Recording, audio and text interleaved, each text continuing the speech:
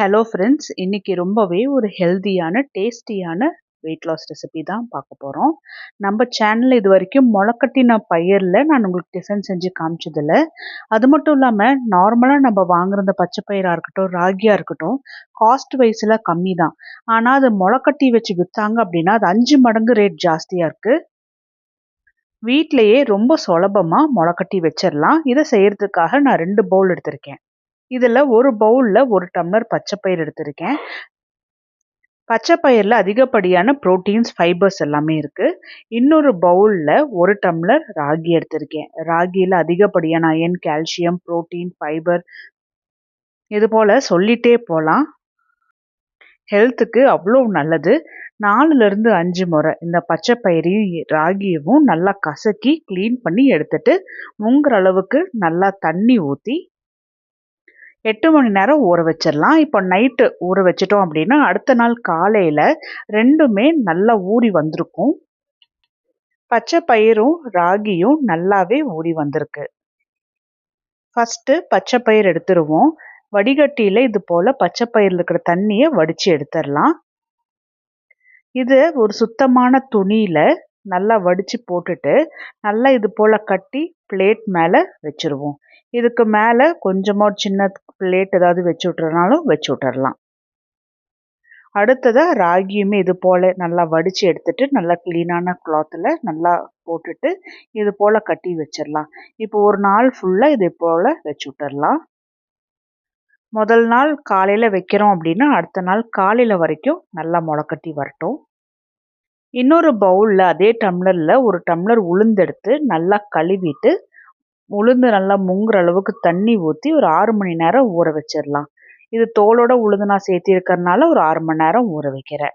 உளுந்து நல்லாவே ஊறி வந்திருக்கு. இந்த உளுந்தை மிக்ஸி ஜாருக்கு ட்ரான்ஸ்ஃபர் பண்ணிவிட்டு கடைசி உள்ள தண்ணி பார்த்தோம்னா நான் அதை அப்படியே எடுத்து ஊற்றிடுறேன். ஏன்னா ஊற வச்ச தண்ணியிலையுமே சத்துக்கள் இருக்கும். ராகியும் பாருங்க எந்த சிரமமும் இல்லை. கட்டி மட்டும்தான் வச்சுருக்கோம். மிச்சபடிக்கு நம்ம இதுக்காகன்னு எந்த வேலையுமே செய்ய கிடையாது. ராகி பார்த்திங்கன்னா நல்லா முளைக்கட்டி வந்திருக்கு. பச்சை பயிறு அதை விட ரொம்ப சூப்பராக முளைக்கட்டி வந்திருக்கு. ராகினா சின்ன சின்னதாக தான் முளை வந்திருக்கு. பச்சை பயிர் பாருங்கள் எந்த அளவுக்கு நல்ல பெருசாக முளைக்கட்டி வந்திருக்குன்னு. இதுக்காக நம்ம எக்ஸ்ட்ராவாக எந்த ஒர்க்குமே பண்ணலை. ஆனால் வீட்டிலே செஞ்சிட்டோம் அப்படின்னா நல்லா ஹை ப்ரோட்டீனாக இருக்கும். அது மட்டும் இல்லாமல் விலை குறைவு இல்லையா. பச்சை பயிரையும் ராகியவும் மிக்ஸி ஜாருக்கு ட்ரான்ஸ்ஃபர் பண்ணிவிட்டு இதில் தேவையான அளவுக்கு உப்பு, 1 டீஸ்பூன் சோம்பு, ஒரு கை நரைச்ச கருவேப்பிலை, காரம் தேவையான அளவுக்கு பச்சை மிளகா, நான் ஒரு 3 பச்சை மிளகா சேர்த்திருக்கேன். இது கூட ஒரு துண்டு இஞ்சி. ஆரம்பத்தில் நல்லா அரைச்சிட்டு அதுக்கப்புறமா தண்ணி எவ்வளோ தேவையோ அந்த அளவுக்கு மட்டும் ஊற்றி நல்லா அரைச்சி எடுத்துகிட்டு வந்துடலாம்.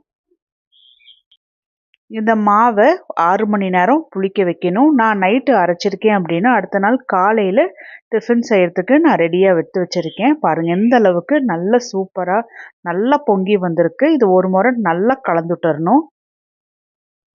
அரிசியில் இட்லி அந்த மாதிரி செஞ்சு சாப்பிடாம இது போல் மாவில் செஞ்சு சாப்பிட்டோம் அப்படின்னா ரொம்பவே ஹெல்த்தியாக இருக்கும். இது நல்லாவே பொங்கி இருக்கிறதுனால நான் வேறு பவுலுக்கு ட்ரான்ஸ்ஃபர் பண்ணிவிட்டு மேலே இருக்கிற புளிச்சு வந்த மாவு எல்லாமே கீழ் மாவோட சேர்த்து நல்லா கலந்துட்டுட்டு இட்லி பாத்திரத்தில் தண்ணி ஊற்றி கொதிக்கிறதுக்கு வச்சுட்டு இட்லி பிளேட்டில் எல்லாத்துலேயுமே எண்ணெய் ஊற்றி நல்லா தடவிட்டு ஒவ்வொரு குழியுமே மாவு ஊற்றி வச்சிடலாம். இந்த மாவு ஒரு 15லேருந்து 20 நிமிஷம் ஃப்ளேம் ஆனில் வச்சு வேக வச்சுட்டு சிம்மில் வச்சு ஒரு 10 நிமிஷம் வச்சுட்டு கொஞ்சமாக ஆற விட்டுடலாம். இதுக்கு சைடிஷ் ஒன்று ரெடி பண்ணிடலாம். பேன் கொஞ்சமாக சூடான உடனே 1 டீஸ்பூன் தேங்காய் எண்ணெய் ஊற்றி இதில் 1/4 டீஸ்பூன் ஜீரகம், 1/4 டீஸ்பூன் உளுத்தம் பருப்பு, 1/4 டீஸ்பூன் கடலைப்பருப்பு மிதமான சூட்லேயே இதை நல்லா வறுத்து எடுத்துட்டு 10 சின்னதாக பூண்டு அதையுமே நல்லா போட்டு வதக்கி எடுத்துக்கலாம். பூண்டு நல்லா வதங்கி நல்ல ஒரு வாசனை வரணும். அது வரைக்கும் நல்லா வதக்கிட்டு காரம் தேவையான அளவுக்கு வரமிளகா, நான் ஒரு 3 வரமிளகா போட்டிருக்கேன்.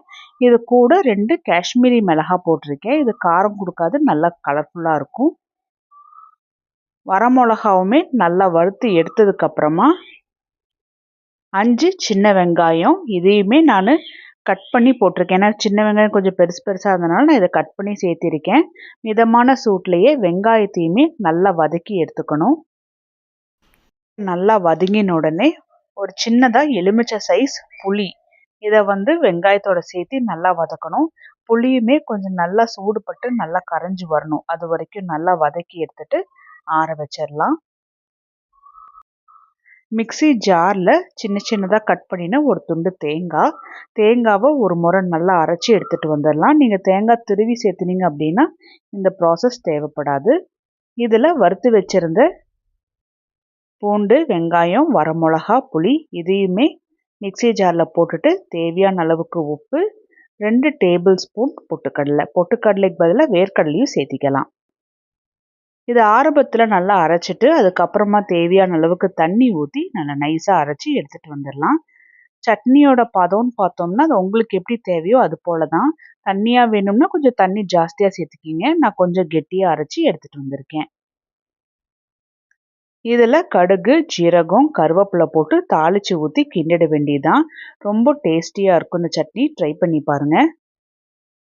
எப்பவும் ஒரே மாதிரியாக தேங்காய் சட்னி பண்ணாமல் இது போல் கொஞ்சம் வித்தியாசமாக செஞ்சு கொடுக்கலாம். இந்த டைம்குள்ளே இட்லியுமே நல்லா வெந்து வந்திருக்கு.